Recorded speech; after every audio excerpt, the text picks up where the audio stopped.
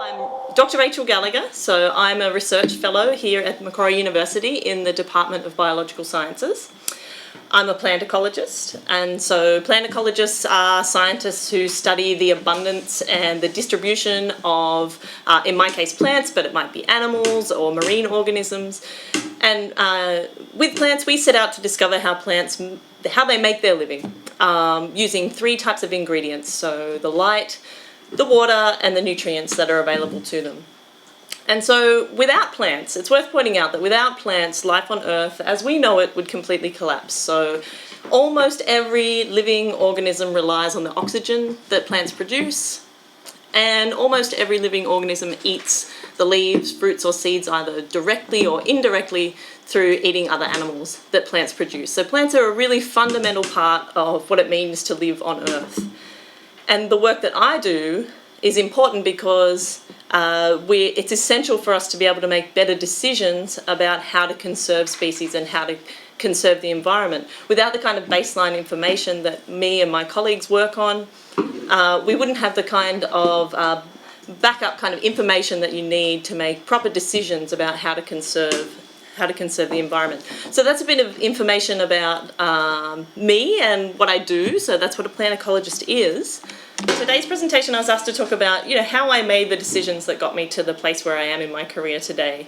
And upon reflecting upon the kinds of things that I've decided along the years, I kind of divided it up into like 5 major decisions, like key decisions that I've had to make over time that have really affected where I've got to today. So the 5 decisions that I'm going to cover are choosing what kind of topic that I studied, so as both a painter, both interested in science and in visual art, trying to decide whether to go to university or to go to TAFE or other kind of vocational education, whether I should undertake further study once I had graduated, or whether I should go out into the wide world and get myself a job and earn some money that way.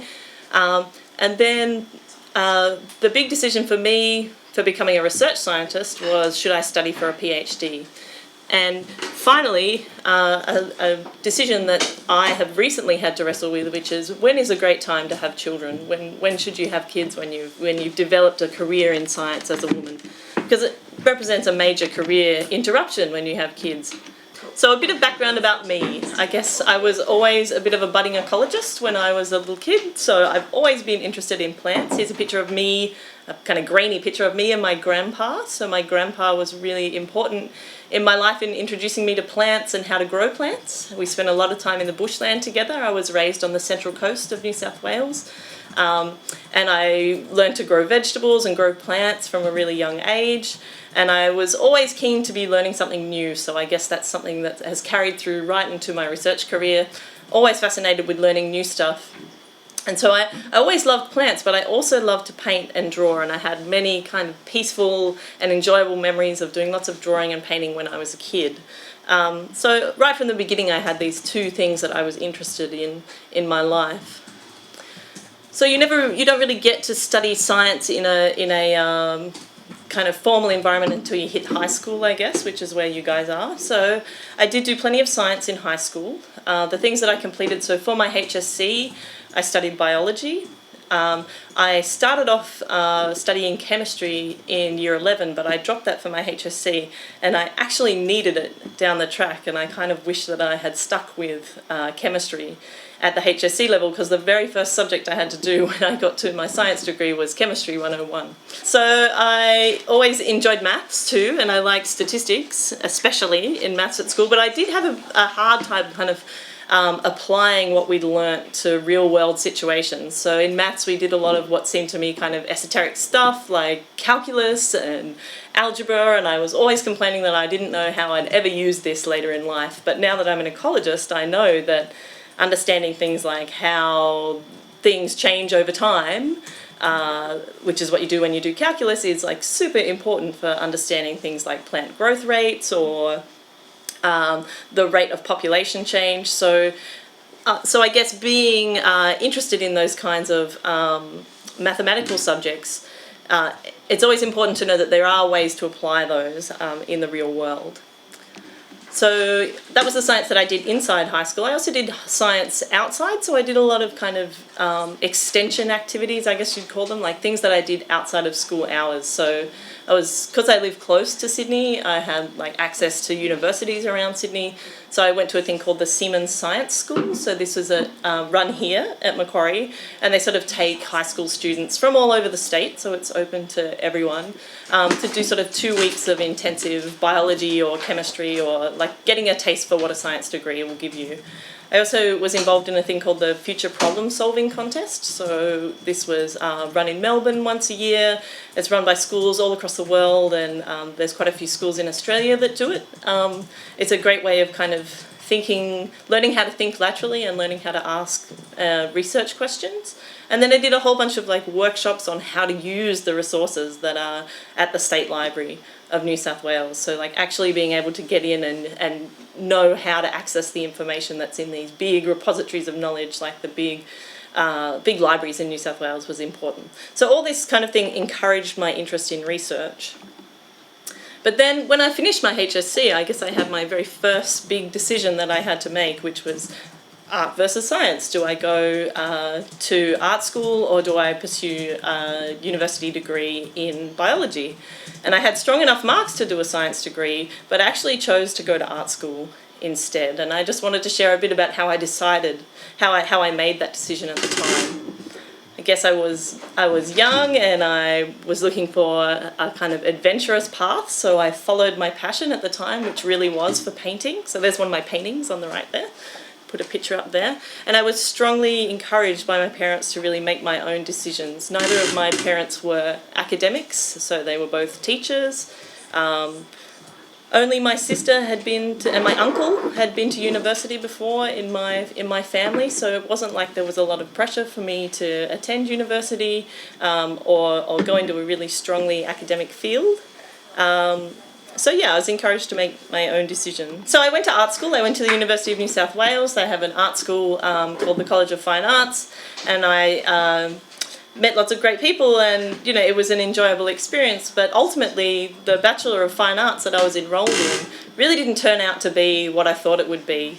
So, for example, there was much less time for me to do actual painting than I'd hoped, just getting into an art studio and just painting and enjoying day-to-day art making. Instead there was lots of kind of art theory and art history and developing concepts and sort of conceptualizing your art practice, and that really wasn't what I was looking for. And that was kind of coupled with like day-to-day living pressures, which were kind of hard for me. It was the first time that I'd moved out of home. And so I had to pay my own rent, I had to buy my own food and keep my own house clean and deal with housemates and live in a big city. So I'd never lived in Sydney before. I had to live in a big city, and I had to, complete my assignments and be a fully functioning student and a completely independent person for the first time in my life. And that was quite hard and a really big challenge for me. And so that sort of led me to the second big decision that I had to make, was that maybe university wasn't for me. Maybe art school really wasn't for me, and it wasn't what I was looking for in a visual arts degree. So I actually went on the advice of an older friend who was at the university that I was attending, who took me aside one day and said, this really doesn't seem like it's for you. This really seems like you'd benefit from being somewhere much more hands-on. And I sort of looked around and realised that TAFE offered more practical and applied style for learning visual arts and doing visual arts, and that the fees were less expensive, so it's much cheaper to go to TAFE than it is to accumulate a HECS debt, or what's now called a HELP debt, which is associated with a university degree.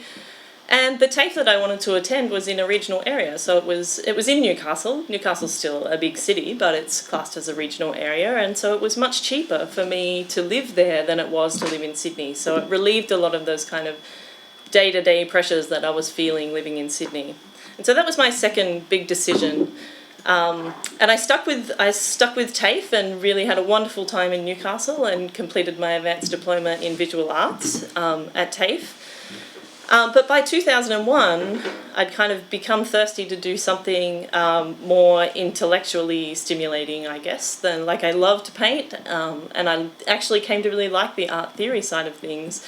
But I really wanted to start to push myself back into science, so I enrolled here at Macquarie in a Bachelor of Science.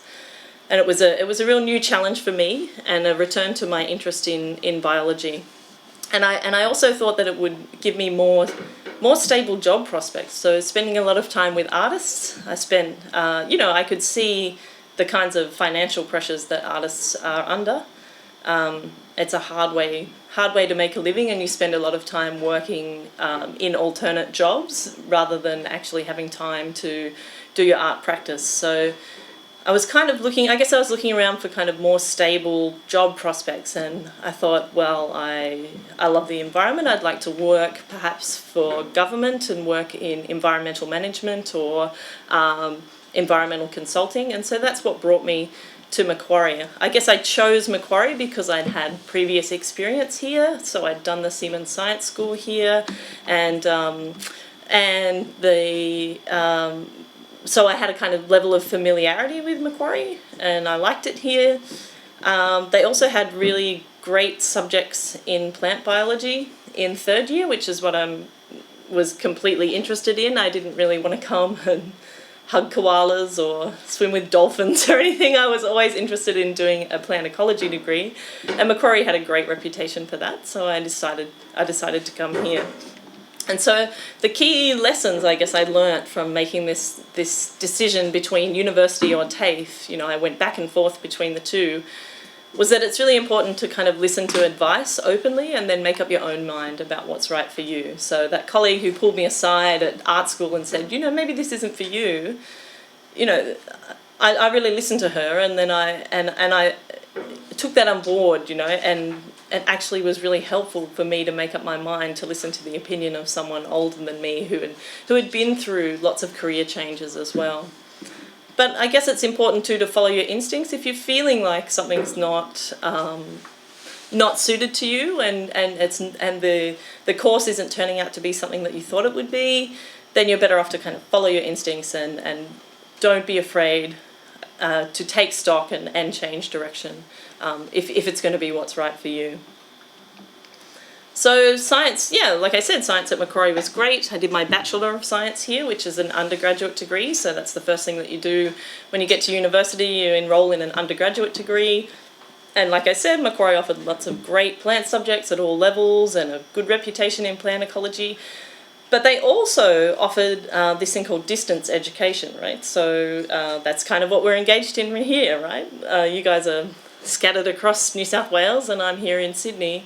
And distance education was something that I really needed at the time. So I had to have a pretty major knee operation, and so I was laid up for 6 to 9 months, and I just, I was bored. I was really bored. I really wanted to do something stimulating, and so I enrolled in a distance education degree, which meant that I came in. I didn't have to come in for lectures, so the lectures were delivered to me on cassette tape at the time. Now, and then it was CDs, and now it's all online, like you're getting now.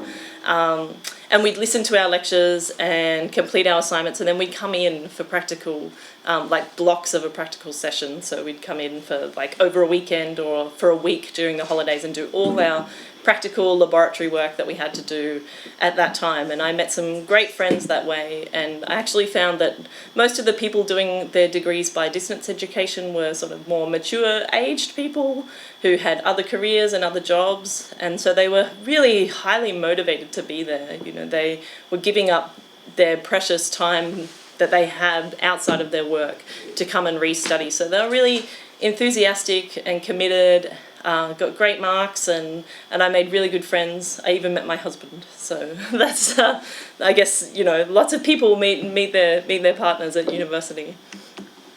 And so in second year in my undergraduate degree, I took a subject directly in ecology, and I really never looked back from there. So it really started to twig this idea that maybe a research career is something that I'm interested in.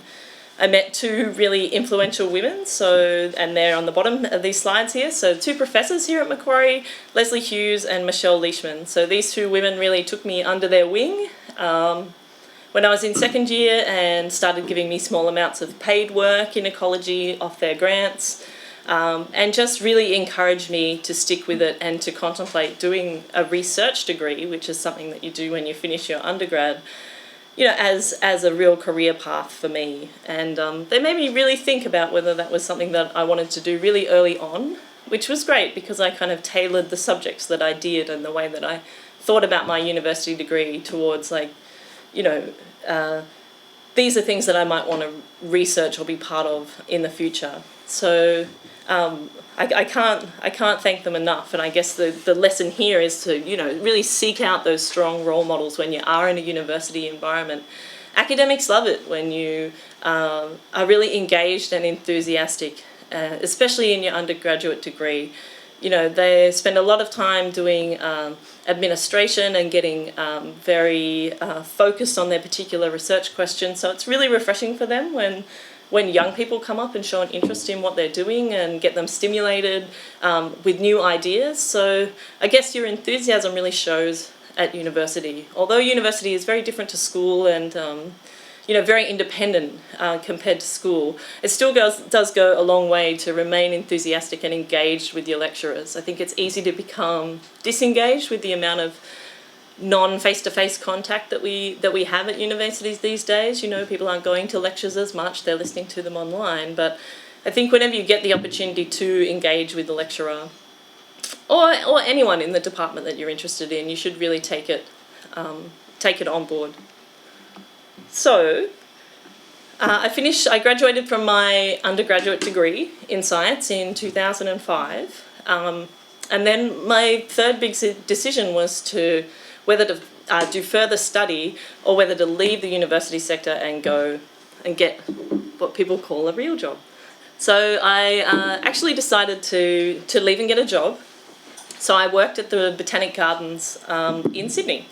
So there is a herbarium there. So a herbarium is like a museum for plant specimens. So botanists go out into the field and collect specimens and bring them back to the herbarium and dry them and stick them to sheets and figure out exactly what species it is, and then they put them inside boxes, and then they put the boxes on shelves, and then they build a big building and put all the boxes that are in the shelves in the building, and it's basically just like a big museum for dead plants.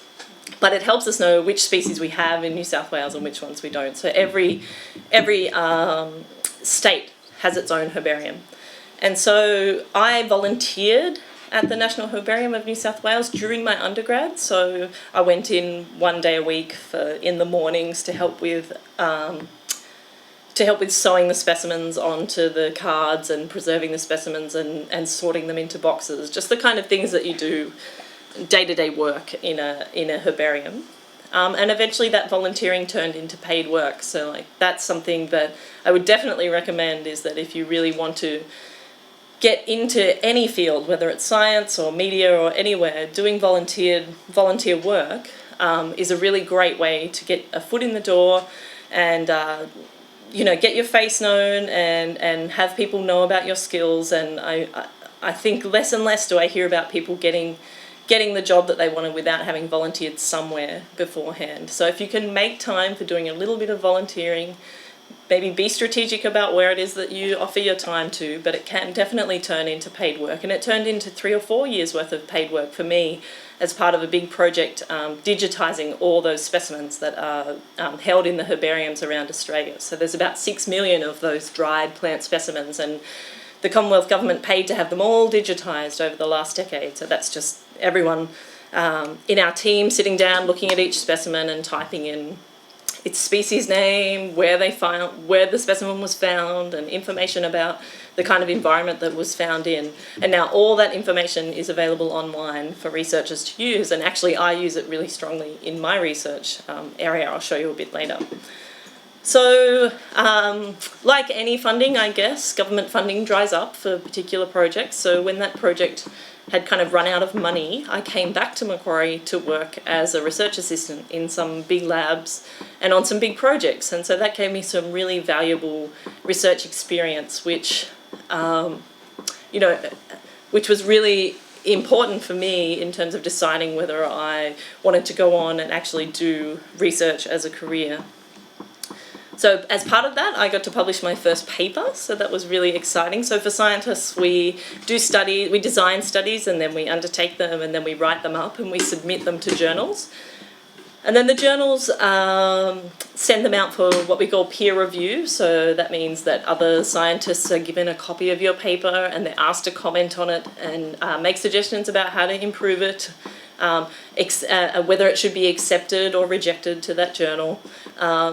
And then you receive those comments back and you take that criticism on board and rewrite parts of the paper. So it's a really kind of iterative process. And then eventually your papers are accepted in a journal and they're printed and they're there. And this is a huge research achievement for people, is to have their papers published. So my first paper was about how do we use those herbarium records that I was talking about to tell if species are responding to climate change in the alpine zone in Australia.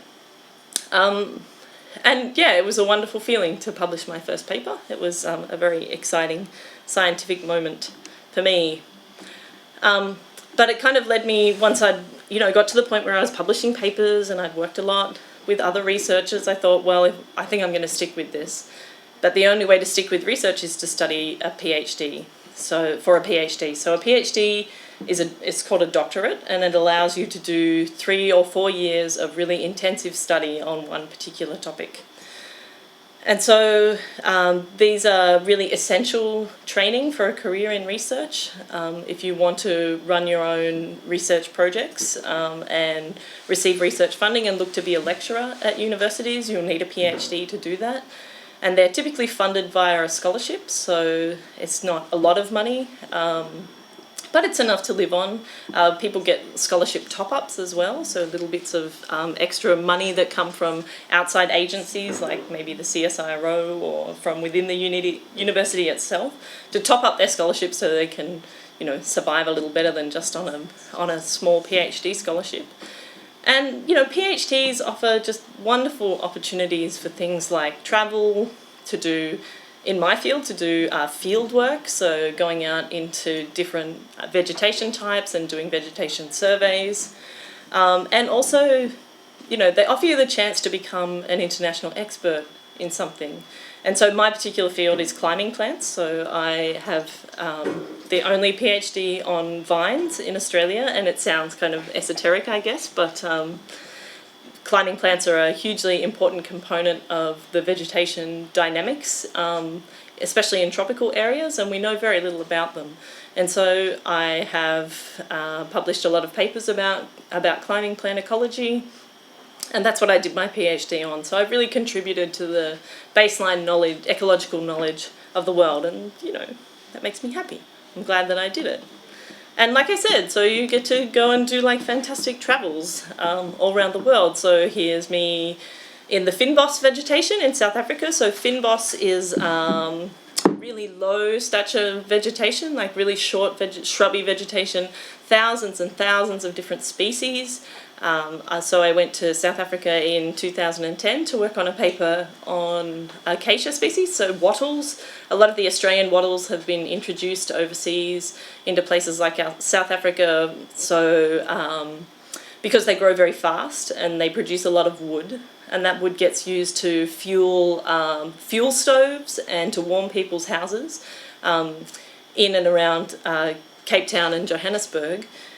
And so this vegetation type, this fynbos vegetation, is being completely invaded by Australian acacias. So this is a nice intact piece of vegetation, but 2 mountains over was just completely covered in one species of acacia that's just escaped from cultivation and just become a huge weed in South Africa. So we were over there as part of a conference trying to look at ways that we could look at ways that we could manage these invasive Australian acacias in different parts of the world.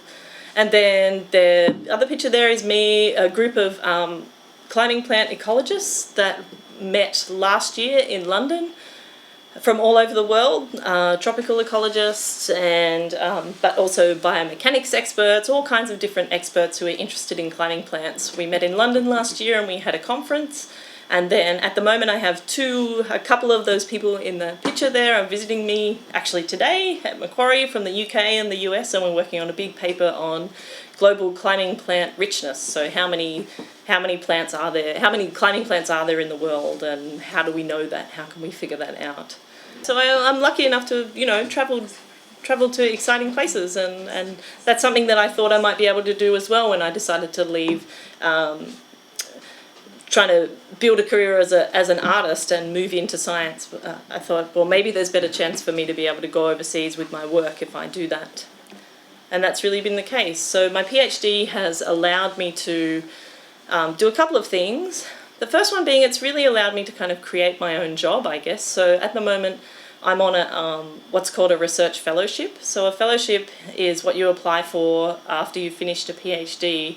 It gives you sort of 1 to 3 or 4 years worth of funding. So they pay your salary and they pay your research costs up to a certain amount to pursue your research. So if you push really hard during your PhD and become a world expert in your field, these fellowships allow researchers to sort of continue pursuing particular topics that are of importance. And so really a lot of what I pursue is about climate change adaptation, so how plants are going to respond to climate change and how species more broadly might be affected by the way that plants do respond. PhDs also allow you to, lead your own research projects with global collaborators, which is not something that you can do before you've done a PhD, I guess. And the great part is that I really do get to learn new things almost every day, and that's something that I really treasure about my job, is that it's very stimulating and enjoyable, and it's something that, even when I was a little kid, I was always interested in learning new things all the time. So it really has been wonderful to have a job that allows me to be curious and allows me to follow those curiosities wherever they might lead. And I feel very lucky that I have that kind of job. So the last decision that I wanted to reflect upon, and I know it's a long way down the track for most of you guys, I'm sure, but when is the right time to have children? So this is a really big question for women in my field, women in science, because having children is really a major career interruption, particularly for women. So that's, in any field, like many jobs, including mine, are very competitive when you get to the top. So I guess that's the downside of my job, that it's great that I'm allowed to be curious and allowed to pursue my interests, but it's also an incredibly competitive job. So you spend a lot of time applying for funds, applying for grants that may or may not get funded, applying for jobs that as a permanent lecturer, that you may or may not get. It's a very competitive kind of workplace, and so most women are actually lost to science at this career stage, at my career stage. So they've finished their PhDs and they've got a bit of research funding, and just before they get themselves into a permanent job, they also want to have children or other things come up in their life, and that's when they kind of start dropping off. And so the numbers of women who are actually associate professors or professors is much lower than the number of men. And so there's lots of initiatives that are being run to try and address this in science. So, for example, the national funding body, the Australian Research Council, they now allow women and men to write a section in their grants that details any kind of career interruptions that they might have had, and take that into account. So if you've worked part-time, so I work part-time at the moment, I work only 50% time, because I have a young son, and so I look after him 2.5 days a week, and my husband works the other 2.5 days a week. And so I get the opportunity to describe that when I apply for research funds. So that now gets taken into account when they're deciding, who's going to get money and who's not. And that's a really great thing. It happens here and it happens in the United Kingdom, but it doesn't happen nearly at all in the US, and it doesn't happen in New Zealand. So it's very patchy, I guess, globally, where these kind of initiatives to keep women in science are stronger. So I just want to recap those sort of 5 decisions that I've undertaken, and have a little take-home message about each one, I guess. So, I guess when thinking about whether it's art or science that you want to pursue, or any 2 topics that you can't decide between, I guess you kind of need to think that you can actually do both. You can start in one and change and go back to the other one. I mean, life is long, and there's time to be able to kind of choose between the different types of things that you might be interested in. So I have definitely gone back and forth between doing art and science. I hope to go back and finish my fine arts degree, in a few years. So maybe 5 or 10 years from now, that's something that I'd really like to do, and I still paint. So there are ways of pursuing 2 passions at the same time. One maybe pays the bills, and one, is something that you do in your own time to make you really happy. Making the decision between university and TAFE, I guess you just need to choose which one best suits your needs. So, I mean, at the time, I thought university art school was the way to go, but actually TAFE, was much more what I was looking for, and I didn't know that until I'd actually been and gave it a try. And then I came back to university to do my science study, and I really needed to be at a university because I went on and did a research degree. Deciding whether to do further study or to go and get a job, I mean, work experience, I think, is really valuable and really necessary, and will never hold you back if you go and before you do further study, if you go and you get a job, it's always good for you to experience the workforce and experience different types of people and how to manage different personalities and work in teams. I think that's really, really important. So I would always advocate maybe stepping outside your comfort zone and going off and trying to get work in different positions rather than just hanging on to doing further study if it's not something that is going to if you're just staying for the funding or for the sake of it. And then I guess in asking whether you should study for a PhD or not, I mean it provides amazing opportunities, but it's also a really big commitment. So you do get to travel and do field work and do fun stuff, but you also spend a lot of time in front of a computer, really thinking hard and doing lots of reading and lots of statistics and writing. A lot of people find it hard by their 3rd or 4th year to really finish up their thesis and get it done. And so I guess a good supervisor is really key if you're going to study for a PhD.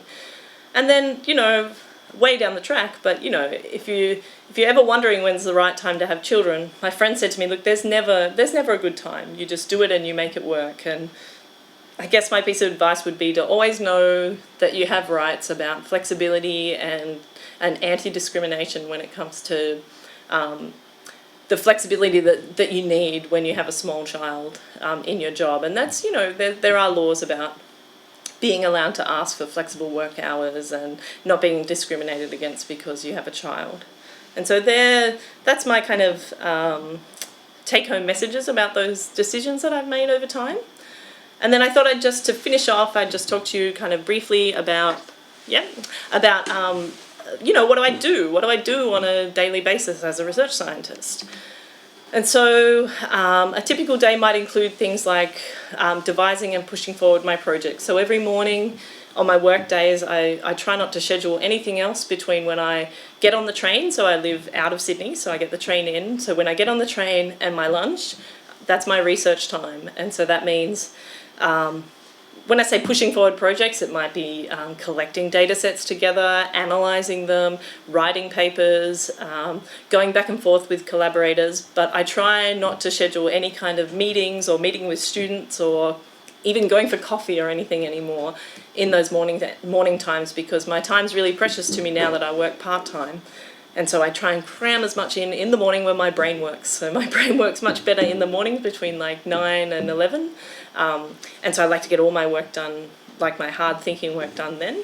And then maybe over lunchtime I'll meet with my students and my collaborators. So I have a couple of different PhD students that I co-supervise and a master's student that I co-supervise. And so they have their own projects and they need research direction, and so I sit down with them and we talk about the particular papers that they're working on, or difficulties that they're having with their analysis, and so I help them and really guide them about how they might improve on what they're doing. And then I do things like service to the university, so I come and talk to you guys about, you know, my job and what I do. I do, you know, relatively boring things like university administration that I'm required to do. I go to department meetings, or I sit on a number of committees in our department as well. So that's the kind of thing you do when you're an academic. Your research time becomes very precious, and you work as much research time as you can, but there's also other things that you have to do. And of course, if you're a lecturer, you have to give lectures as well. So you have to convene units and give lectures. And so that's what university-based scientists get up to on a daily basis. And so my two major research themes that I work on are the biogeography of the Australian flora. So that's just like looking at what we call macroecological patterns, so large-scale patterns of the Australian flora, and how our plants are distributed across the landscape. So this picture here of Australia shows something that I've just been working on recently. So the redder areas are all the species with really big range sizes. So that's like how many square kilometres of Australia do they cover.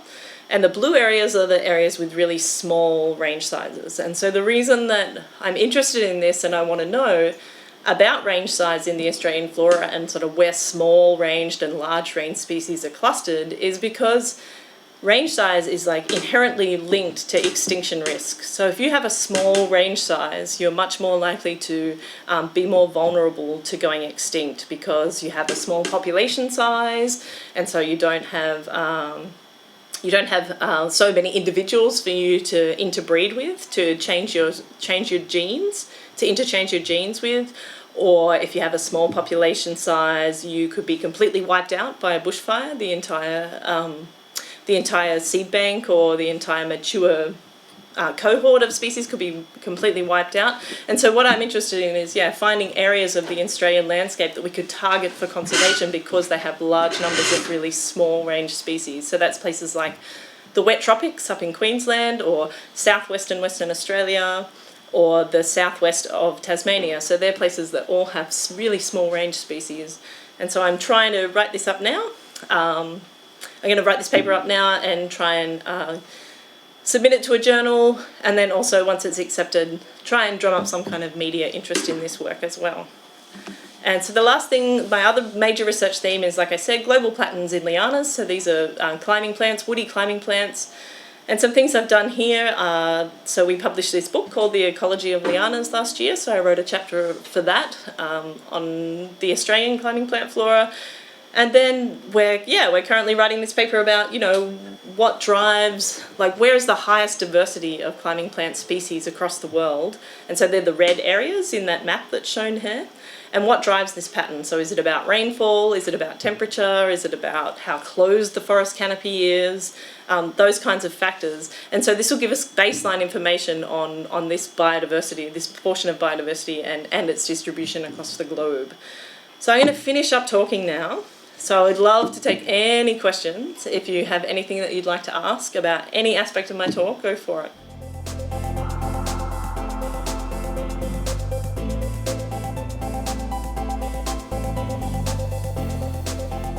Yeah, definitely. I love geography at school. Geography was probably my favourite subject, and I didn't do it for the HSC, but I wish I had. It was a lot more human geography was what our teacher at school specialised in. So, he focused a bit more on that, and I was more interested in the plants and natural history side of things. But yeah, definitely geography is a fantastic subject to study. Yeah.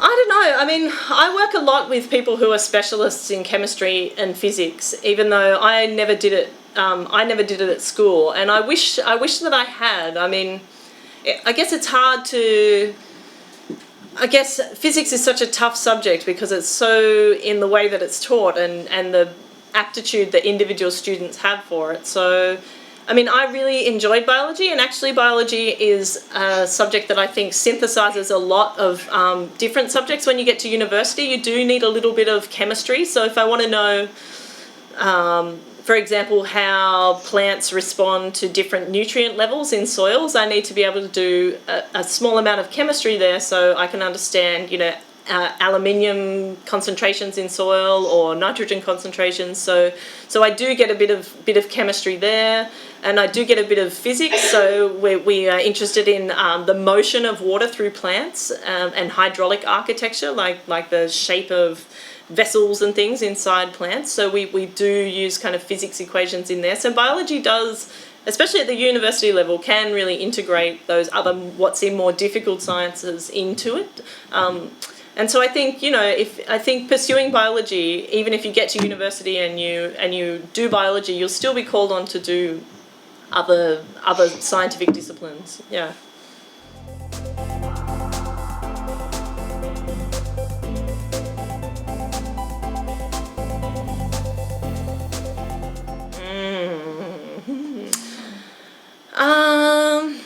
Gosh, that's a hard question because I love ecology so much.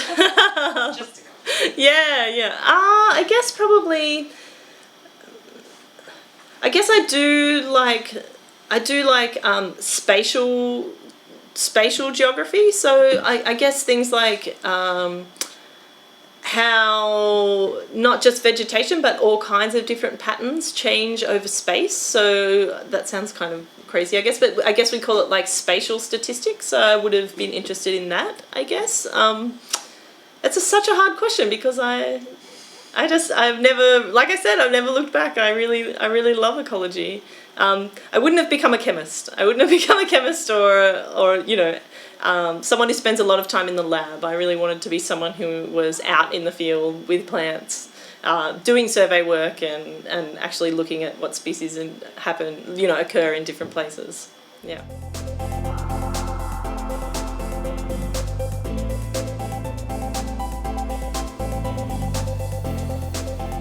Oh yes, there's a whole lot of research on this at the moment. So climbing plants are really responsive to extra amounts of CO2 in the atmosphere. So the main difference between climbing plants and trees is that trees make a lot of carbon. And so they open their stomates and their leaves and they draw down carbon dioxide and they turn that carbon dioxide into wood mainly. And so that's why you hear that phrase like tropical forests hold a lot of carbon in them, and they hold it in their wood. So they turn carbon dioxide into wood, and that wood stays sort of locked up in that forest for, you know, up to 100 years or more. Whereas climbing plants, they don't really make much wood at all. Woody lianas, they use the investment that the trees have made in carbon in terms of making big thick trunks. The lianas just climb up the trees, you see. And so they don't have to make really thick woody stems themselves. So they don't actually they don't lock up a lot of carbon. And so the main issue that people are worried about at the moment with climate change is that if there's more CO2 in the atmosphere, which makes the climbers grow faster, climbers can actually kill trees. So when the climbers get up into the canopy of the tree, they can be incredibly heavy, and so that actually breaks the tops of really large rainforest trees. It can cause bad forest damage and canopy collapse. And so if we're getting increasing lianas in forests in replacement for trees, we're going to have a reduced amount of carbon that's going to be stored in these tropical forests. And so that's why we're really interested in, even first, just getting a map of where the main liana species are in the world, so we can start to look in those areas where there's a large amount of liana diversity at what's happening with the tropical forest, what we call the dynamics in the tropical forest between the really carbon-rich trees and the lianas. So yes, that's only one aspect, but there is a huge amount of research that's done about climbing plants and climate change.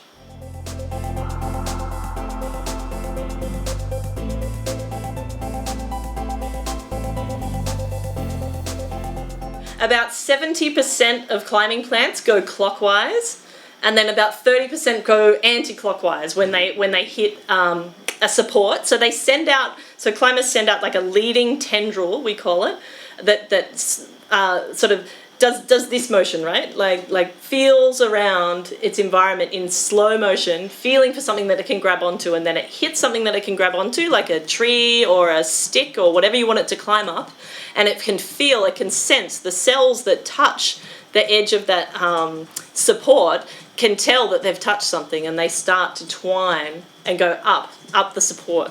Yeah, so there's like really fine, sensitive cells that can tell when they've touched on something, and they do that by like how much light they're sensing, you know, because they're not getting light from all around. They're all of a sudden sitting up against something, so they can sense that there's less light from one side, and they can also sense touching something else. These individual cells, they've got little fine grains inside the cells that sort of tell the cell how it's oriented. So is it like up and down or side to side? And so when it touches on something, those little grains kind of move over to one side of the cell, and it figures out, I'm touching something, I can start twining up it, and off they go. Yeah, it's super clever. It's amazing adaptation. Yeah, it's so cool.